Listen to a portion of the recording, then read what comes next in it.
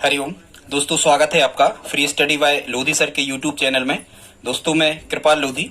दोस्तों आज हम आपको लेकर के आए हैं सिंप्लीफिकेशन या सरलीकरण का पार्ट 15। ये हमारा 15वां भाग होगा। इसके पहले हम 14 पार्ट अपलोड कर चुके हैं, आप हमारी प्लेलिस्ट में जाकर के देख सकते हैं। स्टूडेंट्स, किसी भी प्रकार के कॉम्पिटिटिव एग्जाम की तैयारी यदि आप कर रहे हो, चाहे वो स्टेट लेवल का हो चाहे वो सेंट्रल लेवल का हो, और यदि उसमें मैथ्स जैसा कोई सब्जेक्ट पूछा क्या जाना है, निश्चित रूप से पूछा ही जाता है, तो दोस्तों ये वीडियो आपको बहुत ही यूजफुल होने वाला है। इस वीडियो को आप यदि अंत तक देखते हैं तो निश्चित रूप से इस प्रकार के आने वाले सभी प्रश्नों को आप बड़ी आसानी से हल कर पा रहे होंगे। दोस्तों ये जोड़ना घटाना गुणा भाग के क्वेश्चन हैं, लेकिन कुछ स्टैंडर्ड लेवल के हैं। जो स्टूडेंट्स इस प्रकार के क्वेश्चंस को पहली बार हल कर रहे होते हैं, निश्चित रूप से उनको कुछ डिफिकल्टीज का सामना करना ही होता है, लेकिन आज के बाद आप इन सभी प्रश्नों को बड़ी आसानी से हल कर पा रहे होंगे। दोस्तों यदि आप हमारे चैनल पर पहली बार विजिट कर रहे हैं तो प्लीज इस चैनल को सब्सक्राइब कर लें, साथ में बेल आइकन पर क्लिक कर दें ताकि सबसे पहले नोटिफिकेशन आपको प्राप्त होता रहे। दोस्तों इसी प्रकार के competitive exam relative maths, reasoning, GK, science और शिक्षक भर्ती परीक्षाओं की वीडियो हम आपको लाते रहते हैं। ठीक है दोस्तों, तो आइए प्रारंभ करते हैं। आज का टॉपिक संख्याओं का जोड़ना घटाना गुणा और भाग। स्टूडेंट्स, इसमें हमने फर्स्ट क्वेश्चन को लिया है। शुरुआत में कुछ प्रश्न गुणा से रिलेटिव हैं, फिर हमने जोड़ना घटाना और डिविजिबल रूल के क्वेश्चंस को भी इस वीडियो में शामिल किया है। तो फर्स्ट क्वेश्चन स्टूडेंट्स कह रहे हैं, ये लिखा है 659A या हम कहें 659A गुणा 5A3, और स्टूडेंट्स कह रहे हैं कि इसकी जो वैल्यू है वो है 35, 80, 542। कह रहे हैं कि जहां ए एक संख्यांक है, कहने का मतलब यह है कि ए कोई अंक है, कोई डिजिट है, तो एग्जामिनर आपसे पूछ रहा है तो ए का मान क्या होगा, फाइंड द वैल्यू ऑफ ए, मतलब ए का मान क्या होगा, ये हमें फाइंड करना है स्टूडेंट्स। तो इस प्रकार के क्वेश्चंस को हल करने की कोई बेसिक ट्रिक नहीं होती।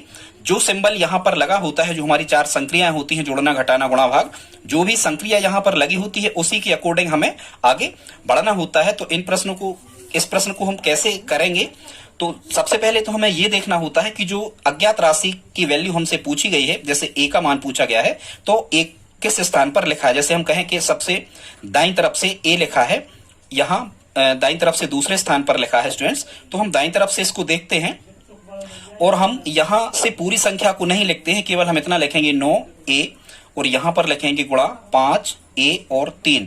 और स्टूडेंट्स यहां पर आंसर जो है वो उन्हीं ने दे रखा है, और आंसर कितना दे रखा है यहाँ पर स्टूडेंट्स, आंसर उन्होंने दे रखा है कितना, 2, 4, 5। तो यहां हम लिख रहे होंगे आंसर के स्थान पर 2, 4 और 5, और यहां डैश डैश कुछ भी आ रहा होगा, हमें उससे मतलब नहीं है स्टूडेंट्स। ठीक है, तो अब हम देखते हैं कि इस 3 का यहां हम कितने में गुणा करें, इस 3 का हम कितने में गुणा करें। देखो 3 का जनरली जब आप गुणा करते हो तो ये 3 का आप इस मान में गुणा करोगे, तो यही हमें करना है। इस 3 का हम कितने में गुणा करें कि लास्ट डिजिट जो है वो 2 आए।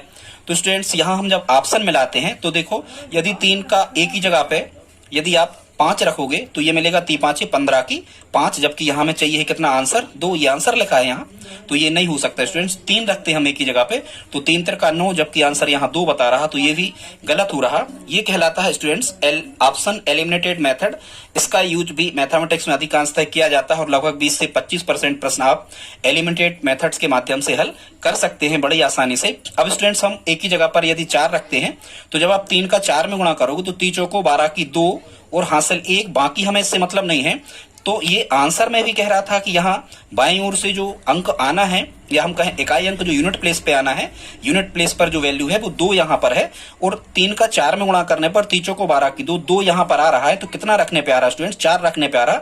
इसका मतलब 4 हमारा इसका आंसर हो जाएगा। इस प्रकार से इन प्रश्नों को हम हल करते हैं। अगला क्वेश्चन देखते हैं स्टूडेंट। दूसरा क्वेश्चन है ये B 940 गुणा 6B 8 यहाँ पर लिखा है, बराबर कह रहे हैं 538 332, और कह रहे हैं जहां C व B, या हम कहें जहां, हाँ यहाँ C लिखा है, और फिर कह रहे हैं जहां B व C संख्यांक है, तो यहाँ पर हमसे पूछा है C की वैल्यू क्या होगी स्टूडेंट्स। तो इसको हम पूरा नहीं लिखते हैं, वही हमने जैसा आपको बताया था, हम कुछ डिजिट छोड़ देते हैं। यहाँ हम 40 लिख ले रहे हैं स्टूडेंट्स, और गुणा यहाँ पर हम लिख ले रहे हैं B और 8 लिख ले रहे हैं, लेकिन इसका आंसर उन्होंने कितना दिया है, आंसर यहाँ पर हम लिख लेते हैं लास्ट में। आंसर देखो ये दिया है, पूरा पूरा पद ये आंसर है, तो यहाँ दिया है C 2 और 3, ये आंसर है। हमें ये लिख लेना होता है, इसके बगैर हम इन प्रश्नों में आगे नहीं बढ़ सकते स्टूडेंट्स। अब हम इसको जब हल करते हैं तो आप देखो, जब आप 8 का 0 में गुणा कर रहे होगे तो 8 शून्यम कितना आएगा, शून्य। अब यहाँ बाएं तरफ कोई भी अंक आ जाए हमें मतलब नहीं है।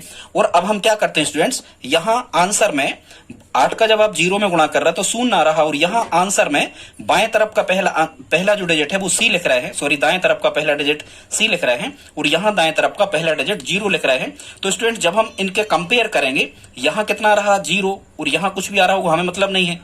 ये आंसर में सी बता रहा है और यहाँ आंसर में 0 आ रहा है। इसका मतलब जब हम दोनों पक्षों की तुलना करेंगे स्टूडेंट्स तो यहाँ इसका आंसर कितना आ रहा होगा, दूसरे प्रश्न का आंसर कितना आ रहा होगा, 0 आ रहा होगा। ठीक है स्टूडेंट, आई होप आप समझ पा रहे होंगे। अगला क्वेश्चन लिया है हमने तीसरा, यहाँ कह रहे हैं 436 a गुणा 232 बराबर 10 b है ये 2d 80, तो find the value of a। यहाँ पर हमें a का मान ज्ञात करना है। तो ठीक है स्टूडेंट्स, उसी प्रकार की ट्रिक का हम उपयोग करेंगे कि a कहाँ लिखा है, तो ये हम ले रहे हैं 36 a तक ले रहे हैं और यहाँ गुणा लगा रहे हैं, और यहाँ केवल हम कितना ले रहे हैं स्टूडेंट्स, यहाँ हम ले रहे हैं केवल कितना, ये 2 ले रहे हैं। ठीक है स्टूडेंट्स, और यहाँ डिजिट हमने छोड़ दिए, यहाँ हमने छोड़ दिए, और यहाँ कितना लिख रहे हैं वो 0 8 और डी से तो हमें मतलब है नहीं, भले वहां लिखा है क्योंकि हमें वैल्यू फाइंड करना है a की। ये हमने स्टूडेंट्स यहाँ पर अब की बार आंसर लिख लिया है। अब हम जब गुणा करते हैं स्टूडेंट्स तो यहाँ ऑप्शन एलिमिनेट मेथड का यूज हम कर सकते हैं कि हमें a का मान निकालना है। तो 2 का, जैसे मान के चलो यहाँ 2 लिखा है, a की जगह यदि हम 2 रख रहे होंगे तो जब हम 2 का 2 में गुणा करेंगे तो यहाँ 4 आएगा, जबकि यहाँ 0 आ रहा, मतलब 2 नहीं हो सकता। अब हम 5 से चेक करते हैं स्टूडेंट्स, a की जगह यदि आप 5 लिखोगे तो 2 पंचे 10, 10 का शून्य, तो देखो यहाँ भी शून्य है, और जब हम 5 यहाँ रख रहे हैं तो 2 पंचे 10 का शून्य, यहाँ आंसर में भी शून्य आ रहा है स्टूडेंट्स, और यहाँ भी शून्य पहले से हमें दिया हुआ है। इसका मतलब a का मान कितना होगा 5। आप 5 रख के देख लेना, 2 का गुणा करके ये आंसर आ जाएगा। ठीक है स्टूडेंट्स, आप समझ पा रहे होंगे। चौथा क्वेश्चन इसी प्रकार से लिया है गुणा में, यहाँ हमें q की वैल्यू फाइंड करना है, तो इसको भी हम वैसे ही कर लेते हैं। गुणा का सिंबल है तो यहाँ लास्ट के हम चाहें तो यहाँ 6 5 5 हम 3 डिजिट लिख ले रहे हैं, और यहाँ भी हम 2 डिजिट लिख ले रहे हैं। लेकिन स्टूडेंट्स इसका जो आंसर वो कह रहे हैं, इसका आंसर वो कह रहे हैं, आंसर इसका कितना बता रहे हैं, यहाँ जगह नहीं है, आंसर को हम यहाँ बाजू में नोट किए देते हैं स्टूडेंट्स। आंसर कह रहे हैं SQ8, यहाँ से लिख रहे हैं हम SQ8, और यहाँ कुछ भी वो कह रहे हैं। ठीक है स्टूडेंट्स, जब हम इसे सिंप्लीफाई कर रहे होंगे तो कैसा करेंगे, हम यहाँ गुणा करेंगे। ठीक है, गुणा कैसा करेंगे, 1 का 5 में करेंगे तो कितना आएगा, 1 पंचे। हाँ, एक चीज और देखना है, हमें मान काय का निकालना है, क्यू का मान निकालना, और क्यू कौन से प्लेस पे है, दाएं तरफ से दूसरे प्लेस पे। तो यहाँ जब हम गुणा करेंगे तो गुणा भी इसी प्रकार से करेंगे कि दाएं तरफ से केवल 2 प्लेस तक हम गुणा करेंगे, बाकी हमें समय खराब नहीं करना है, हमारा आंसर आ जाएगा। तो 1 का 5 में कर रहे होंगे तो 1 पंचे 5, 1 का फिर 5 में कर रहे होंगे तो 1 पंचे 5 और 1 छक्की 6, फिर यहाँ हम गुणा लगाएंगे स्टूडेंट। फिर यहाँ हम करेंगे 3 5 15 की 5 हासिलाई 1, 3 5 15 1 16 की 6 हासिलाई 1, और यहाँ कुछ भी आ रहा होगा हमें उससे मतलब नहीं है, हमें तो केवल कितने डिजिट तक ही आगे बढ़ना था, दाएं से दूसरे अंक तक। अब हम इसको जब हल करेंगे स्टूडेंट्स तो 5 के 5 5 5 5 10 का शून्य हासिल, यहाँ 1 आएगा, हासिल से मतलब नहीं है क्योंकि यहाँ हमने और अंकों का गुणा किया नहीं है, तो ये 8 यहाँ नहीं आ रहा होगा। लेकिन अब हमारा आंसर आ गया। जब हम यहाँ इस पक्ष की, इस आंसर की जब हम इस आंसर से तुलना या कंपेयर कर रहे होंगे स्टूडेंट्स, तो यहाँ दाएं से दूसरे पे लिखा है Q और यहाँ दाएं से दूसरे पे लिखा है 0, इसका मतलब इसका आंसर कितना होगा, 0 होगा। इस प्रकार से इनकी तुलना स्टूडेंट्स की जाती है, इस प्रकार से हम इनका कंपेयर कर सकते हैं। अब हम देखते हैं इसी प्रकार से क्वेश्चन नंबर 5 है, इसको देख लेते हैं। ये भी ठीक उसी प्रकार का है। कह रहे हैं यदि 77 गुणा 50 बराबर 38 एस्टेक एस्टेक है, तो कह रहे हैं दोनों एस्टेक की जगह क्रमशः क्या आएगा। अब हम इसको हल करते हैं। तो यहाँ जैसे गुणा लगा है तो हम क्या करेंगे, सबसे पहले गुणा ही कर रहे होंगे, और कितने का गुणा कर रहे होंगे, हम स्टूडेंट 77 का 50 में गुणा कर देते हैं। तो जो आंसर आएगा उस आंसर की इससे हम तुलना कर लेंगे और हमें दोनों एस्टेक के मान क्रम से मिल जाएंगे। तो ठीक है, 0 का जब हम गुणा कर रहे होंगे तो 2 0 आएगा यहाँ, 5 7 35 की 5 हासिल 3, 5 7 35 और 3 कितना आ रहा होगा 38। तो ये जो हमें आंसर मिला 0, ये जोड़ते हैं हम गुणा में 5 8 और यहाँ कितना मिला 3। स्टूडेंट अब आप इस आंसर की जब इस आंसर से कंपेयर कर रहे होंगे तो आप देखो दाएं तरफ से आप मिला लिया करें, दाएं तरफ से ये प्रश्न बन रहे होते हैं। तो यहाँ जब हम कंपेयर कर रहे होंगे तो यहाँ लास्ट का जो एस्टेक है, यहाँ लास्ट में एस्टेक है और इस एस्टेक की जगह कितना लिखा है 0, और दाएं से इस तरफ जो एक एस्टेक है उसकी जगह कितना लिखा है 5, माने दोनों एस्टेक की वैल्यू कितनी होगी 50। ठीक है, इन दोनों एस्टेक की वैल्यू कितनी होगी 50 होगी, मतलब मान कितना आ रहा होगा 5 और 0 आ रहा होगा क्रमशः बाएं से, तो ये 5 और 0 इसका क्या होगा स्टूडेंट्स आंसर हो जाएगा। अगला क्वेश्चन देखते हैं। इसमें हमने अब ये गुणा के क्वेश्चन स्टूडेंट्स ऐसे ही आते हैं, और भी टाइप के होते हैं, हम आपको बाद में अन्य किसी वीडियो में बताएंगे, आज टाइम ज्यादा हो रहा है।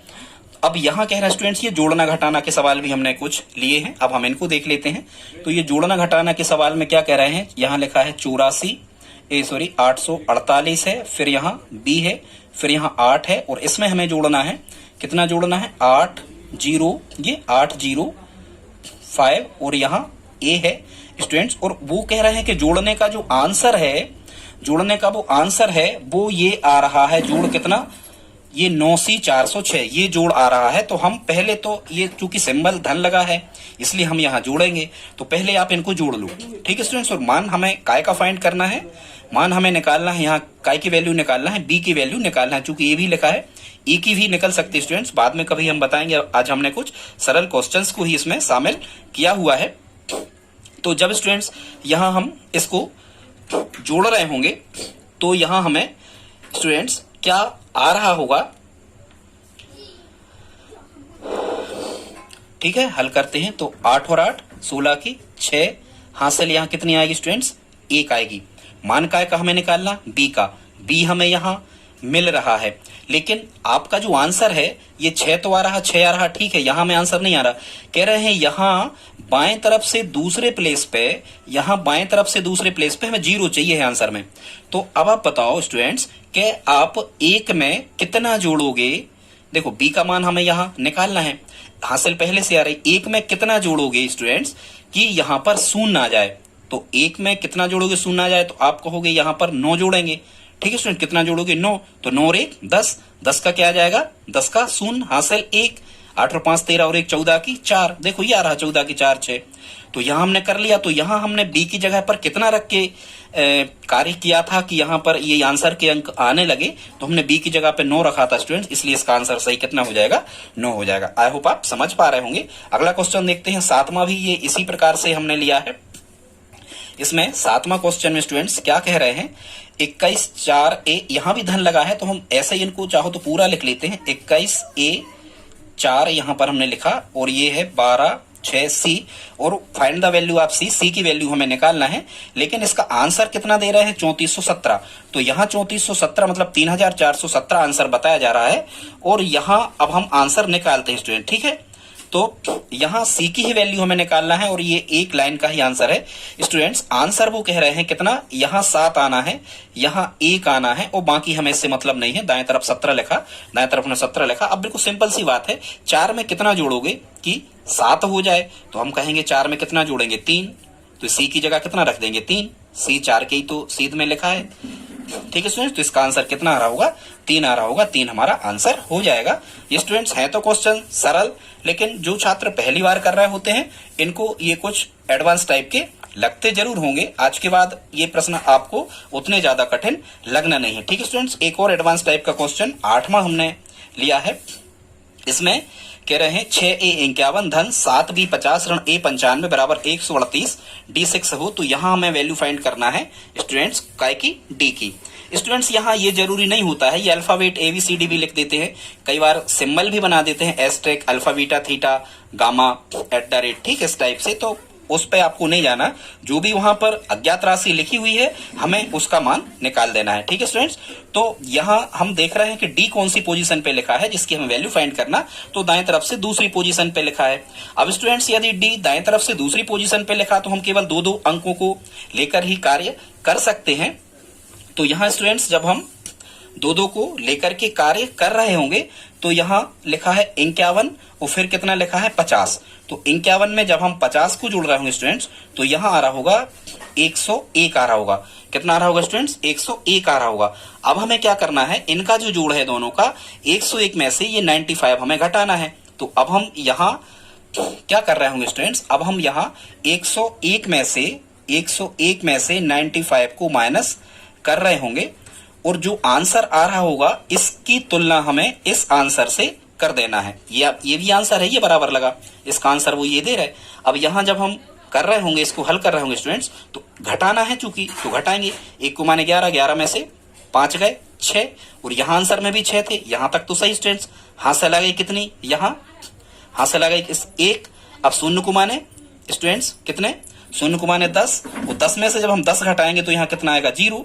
अब यहाँ इस तरफ कुछ भी आ रहा होगा, ये हम छोड़ के चले थे स्टूडेंट्स, उससे हमें मतलब बिल्कुल भी नहीं होता। अब हम यहाँ इस आंसर की, ये भी आंसर है और ये भी आंसर है, इस आंसर की जब इस आंसर से तुलना कर रहे होंगे तो यहाँ डी दाएं तरफ से दूसरी पोजीशन पे लिखा है और यहाँ दाएं तरफ से दूसरी पोजीशन पे स्टूडेंट 0 लिखा है। इसका मतलब ये होगा, कंपेयर करने पर, दोनों तरफ कंपैरिजन करने पर इसका आंसर कितना आ रहा होगा, दाएं तरफ से दूसरी पोजीशन पर यहाँ डी है और यहाँ दाएं तरफ से दूसरी पोजीशन पे 0 है। इसका मतलब इसका आंसर कितना आ रहा होगा, 0 आ रहा होगा स्टूडेंट्स। हमने गुणा के प्रश्नों को शामिल किया, हमने जोड़ना के प्रश्नों को शामिल किया, पीछे साइड इसमें घटाना के प्रश्न भी शामिल हैं।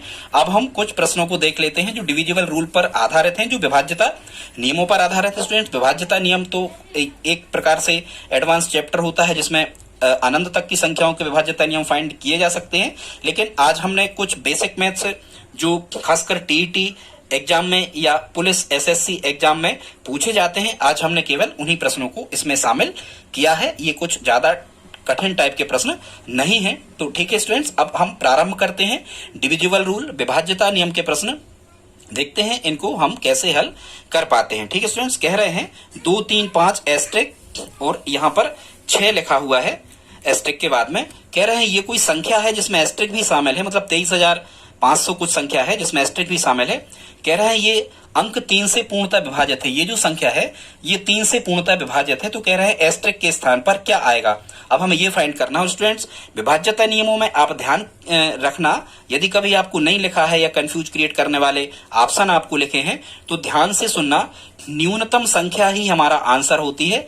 ऐसे प्रश्नों में यदि अधिकतम संख्या में शर्त सेटिस्फाई कर रही हो और न्यूनतम संख्या में भी शर्त सेटिस्फाई कर रही हो और दोनों ऑप्शन यदि आपको दिए हुए हैं तो हमें न्यूनतम संख्या वाला ऑप्शन ही सिलेक्ट करना होता है।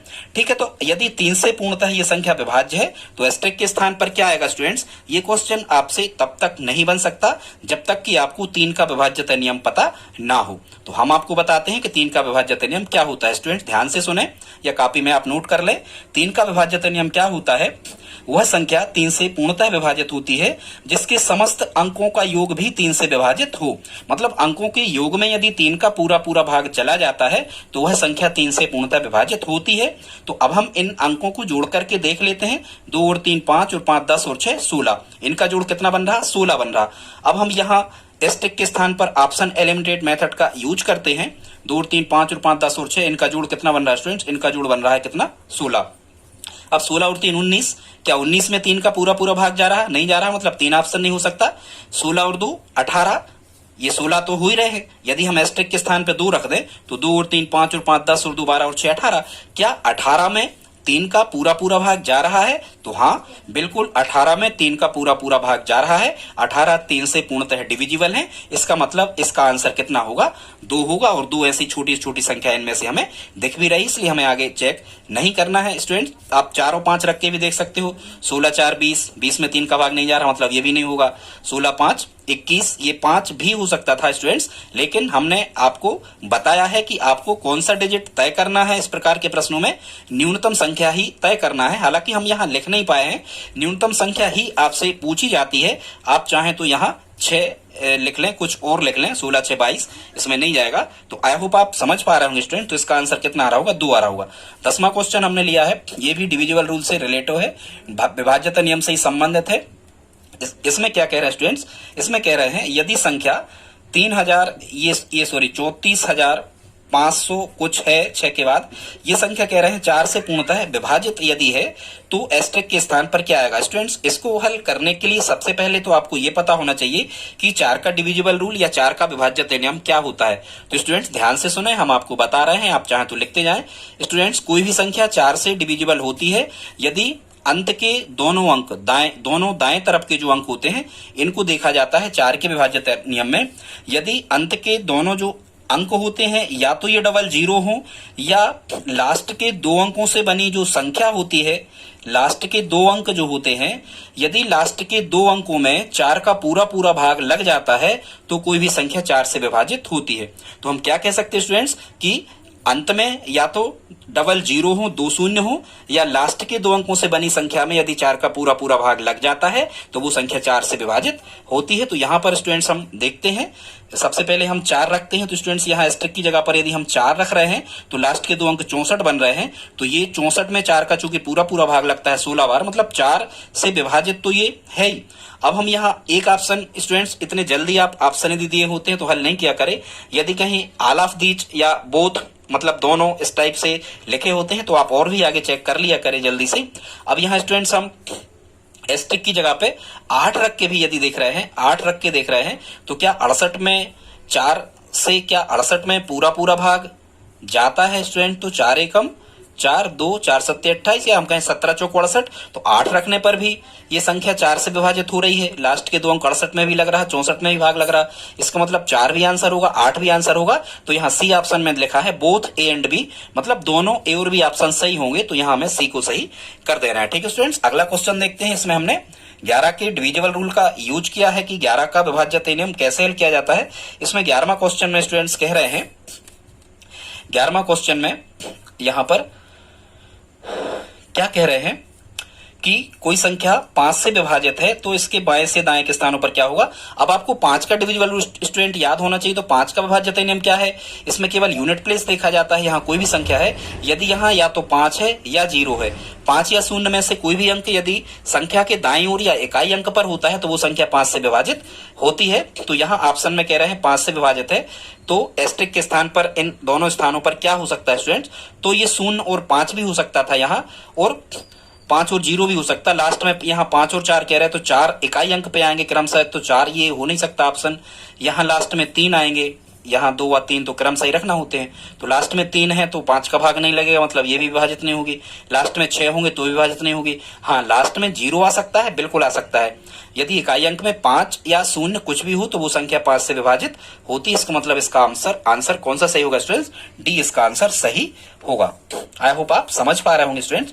अब कुछ क्वेश्चंस को हम और देखते हैं। आज हमने केवल 18 क्वेश्चंस को शामिल किया है, जिसमें से 2 प्रश्न हमने आपको करने के लिए दिए हैं, बाकी क्वेश्चन हम आपको हल करवा रहे हैं। ठीक है स्टूडेंट्स, आगे अब हम देखते हैं 12वां क्वेश्चन है। इसमें क्या कह रहे हैं? इसमें कह रहे हैं यदि संख्या 91 87 5, मतलब ये कोई संख्या लिखी है 91 87 5 ए और 2, ये अंक 8 से पूर्णतः विभाजित है, 8 से पूर्णतः विभाजित है। तो कह रहे हैं ए के स्थान पर क्या आएगा? ये है 12वां क्वेश्चन में आपका। तो स्टूडेंट्स 8 का विभाज्यता नियम क्या होता है? यहाँ कोई भी संख्या है, लास्ट के दाएं तरफ से हमें 3 डिजिट देखना होते हैं स्टूडेंट्स।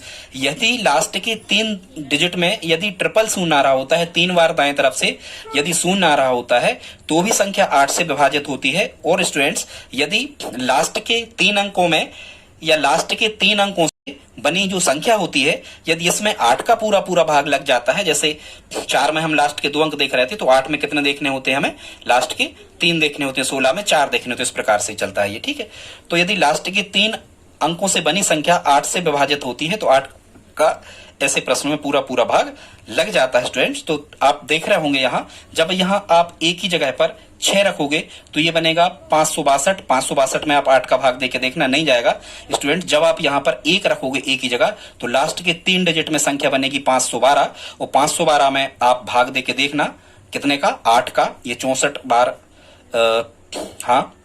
64 बार जाएगा। ठीक है स्टूडेंट, 8 64 8 512 इस टाइप से। तो यहाँ एक ही जगह पर 1 रखने पर ये 512 बनते हैं लास्ट के 3 अंक, और लास्ट के 3 अंक में 8 का भाग जाता है, मतलब इसका आंसर कितना हो रहा होगा? 1 इसका आंसर हो रहा होगा। ठीक है, आई होप आप समझ गए होंगे। 13वां क्वेश्चन देखते हैं स्टूडेंट्स। इसमें क्या कह रहे हैं? ये अब 9 का डिविजिबल रूल हमें चेक करना है। ये कोई संख्या लिखी 612 डी 3512, ये संख्या 9 से पूर्णतः विभाजित है स्टूडेंट। जिस प्रकार से 3 का डिविजिबल रूल होता है, 3 का विभाज्यता नियम, उसी प्रकार से 9 का विभाज्यता नियम भी होता है। यदि अंकों के योग में 9 का पूरा पूरा भाग जाता है तो वो संख्या 9 से पूरी पूरी विभाजित होती है स्टूडेंट्स। तो यहाँ हम पहले जोड़ के देख लेते हैं। 6 और 1 7 और 2 9 और 3 12 और 5 18 और 1 19 और 2 21। ठीक है स्टूडेंट, 6 और 1 7 और 2 9, 9 और 3 12, 12 5 17, 17 और 1 18, 18 और 2 20। इनका जोड़ हम लिख लेते हैं। इनका योग स्टूडेंट्स कितना हो रहा? 20 हो रहा। अब आप चेक करोगे जब, तो जैसे मान के चलो आप 20 में 2 जोड़ो 22, क्या 22 में 9 का भाग जा रहा? नहीं जा रहा, 2 एलिमिनेट हो गए बाहर, 2 नहीं हो सकता। अब आप 20 में 3 जोड़ो 23, क्या 23 में 9 का भाग जा रहा है? नहीं जा रहा, तो 3 भी गलत होगा, ये भी नहीं हो सकता। 20 में 7 जोड़ो, कितना जोड़ बना? 27 बना, क्या 9 का 27 में भाग जा रहा? बिल्कुल जा रहा। मतलब अंकों के योग में यदि 9 का भाग चला जाए तो वो संख्या 9 से विभाजित होती है। ये डिविजिबल रूल, विभाज्यता नियम है 9 का। तो इसका 20 में 7 जोड़ने पर ये 27 बनता है जो 9 से पूर्णतः विभाजित है। इसका मतलब 27 ही इसका आंसर आ रहा होगा। स्टूडेंट्स 14वां क्वेश्चन देखते हैं, जिसमें हमने 11 के डिविजिबल रूल का यूज किया है, 11 के विभाज्यता नियम का उपयोग इसमें हमने किया है। इसको हम देख लेते हैं स्टूडेंट्स, ये कैसा है? 11 का विभाज्यता नियम कैसे होता है? जैसे मानिए चलो हमें चेक करना है, यहां लिखा है 34 ए और 7। 11 का विभाज्यता नियम क्या होता है स्टूडेंट्स? इसमें सम स्थानों पर उपस्थित अंकों का योग और विषम स्थानों पर उपस्थित अंकों के योग का अंतर यदि 0 हो, या फिर जो अंतर है वो 11 से विभाजित कोई संख्या प्राप्त होता हो, तो 11 का उसमें पूरा पूरा भाग चला जाता है स्टूडेंट्स। तो इसमें हम अब ऑप्शन से चेक करते हैं स्टूडेंट्स। यदि ए की जगह पे पहला ऑप्शन कितना लिखा है आपके पास में? ए है। ए की जगह कितना लिखा है? ए की जगह ऑप्शन 8 लिखा है। जब हम स्टूडेंट्स यहाँ 8 लिखते हैं तो एक एक, अब तो एक ध्यान रखा करें, एक एक छोड़ के जोड़ लिया करें। ठीक है स्टूडेंट्स, क्या कर लिया करें? एक एक छोड़ के कहीं से भी किसी भी तरफ से आप जोड़ लिया करें। तो अब देखो 4 और 7 कितने बने? एक ए छोड़ दिया हमने, 4 और 7 कितने बने? 11। कितने बने? 11। अब हम जैसे यहाँ 8 रख रहे हैं स्टूडेंट्स, यदि हम यहाँ पर कितना रख रहे हैं? यदि यहाँ पर हम स्टूडेंट्स 8 रख रहे हैं, ए की जगह पर यदि हम 8 रख रहे हैं, तो आप देखो 3 और 8 कितने बने? 11। और यदि हम 11 में से 11 घटा रहे होंगे तो कितना बनेगा? 0। मतलब 11 का विभाज्यता नियम यही तो है कि समस्थानों पर उपस्थित अंक और विषम स्थानों पर उपस्थित अंकों के योग का अंतर यदि 0 हो या 11 से विभाजित कोई संख्या हो तो 11 का भाग पूरा पूरा चला जाता है। तो इसका मतलब ये 8 हमारा आंसर सही होगा। अब हमें आगे चेक नहीं करना है स्टूडेंट्स। जब आप एक की जगह 7 रख रहे होगे तो ये 7 4 11 हो गए और 3 वो 7 कितने होगा? 10। 11 में से 10 का 1 बचेगा, 1 में 11 का भाग जा नहीं रहा तो नहीं हो सकता, ये भी नहीं हो सकता। ठीक है, यहाँ एक की जगह 6 रखोगे आप तो 6 3 9, 11 में से 9 गए 2, 2 में 11 का भाग जा नहीं रहा, या तो 0 बचना चाहिए या फिर 11 22 33 इस टाइप से। 9 भी नहीं रखेगा तो इसका मतलब क्या होगा? इसका आंसर कितना होगा? 8 से होगा। 15वां क्वेश्चन देखते हैं स्टूडेंट्स। हमने 2 क्वेश्चंस को और लिया है। 15वां क्वेश्चन में क्या कह रहे हैं? इसी प्रकार का है 15वां क्वेश्चन, लेकिन कुछ थोड़ा सा एडवांस टाइप का है। इसमें कह रहे हैं स्टूडेंट्स 5x 7 9 3 x और 4, ये कोई संख्या है, x की कोई वैल्यू होगी, हमें अभी फाइंड करना है, इसका मान हमें अभी पता नहीं है। इसको भी कह रहे हैं 3 से पूर्णतः विभाजित है। अब इस क्वेश्चन में हमने 2 अज्ञात स्थानों पर मान रख दिए हैं, उनकी वैल्यू हमें फाइंड करना है। तो कह रहे हैं 3 से पूर्णतः विभाजित है, तो x के स्थान पर क्या आएगा? जब स्टूडेंट्स इसे हम सॉल्व कर रहे होंगे, इसे हम हल कर रहे होंगे, तो हमें क्या मिल रहा होगा? 5 और 7 12 और 9 21, 5 और 7 12 और 9 21 और 3 24 और 4 28। यहाँ स्टूडेंट्स जोड़ कितना आ रहा होगा? 28 आ रहा होगा। और 1x और 1x जब हम जोड़ रहे होंगे तो यहाँ कितना आ रहा होगा? 2x। अब हम कैसे चेक करेंगे या ऑप्शंस को इसके कैसे एलिमिनेट करेंगे? अब यदि स्टूडेंट्स इसमें आपको 3 का विभाज्यता नियम पता नहीं है तब आप इस प्रश्न को हल नहीं कर सकते। 3 का विभाज्यता नियम हमने आपको पहले बताया था, यदि अंकों के योग में 3 का पूरा पूरा भाग लग जाता है तो वह संख्या 3 से विभाजित होती है। ठीक है, तो इसमें हम चेक करते हैं। सबसे पहले हम यहाँ x की जगह पे पहला ऑप्शन 6 रख के देखते हैं। तो 6 रख के देखोगे तो यहाँ ये 2 गुणांक है x का, तो 6 दूनी हो जाएंगे 12, 28 और 12 40, 3 में 40 का भाग नहीं जाता, बिल्कुल नहीं जाता, मतलब 6 ऑप्शन नहीं हो सकता। 7 रख के देखो आप x की जगह पर, यहाँ 7 रख के देखो, 7 दूनी 14। अब आप 28 और 14 को जब जोड़ रहे होगे स्टूडेंट्स तो 42 आएगा। क्या 42 में 3 का भाग जाता है? हाँ बिल्कुल, 14 बार जाता है। इसका मतलब ये 7 इसका आंसर सही होगा। जब आप यहाँ पर 8 रखोगे तो भी ये 8 दूनी 16, 28 16 44 नहीं जाएगा भाग, 8 भी गलत हो जाएगा। तो इसका मतलब इसका आंसर कितना होगा? 7, बी ऑप्शन हमारा सही होगा। एक और क्वेश्चन स्टूडेंट्स इसमें हमने लिया है, 16वां क्वेश्चन को आप देख सकते हैं।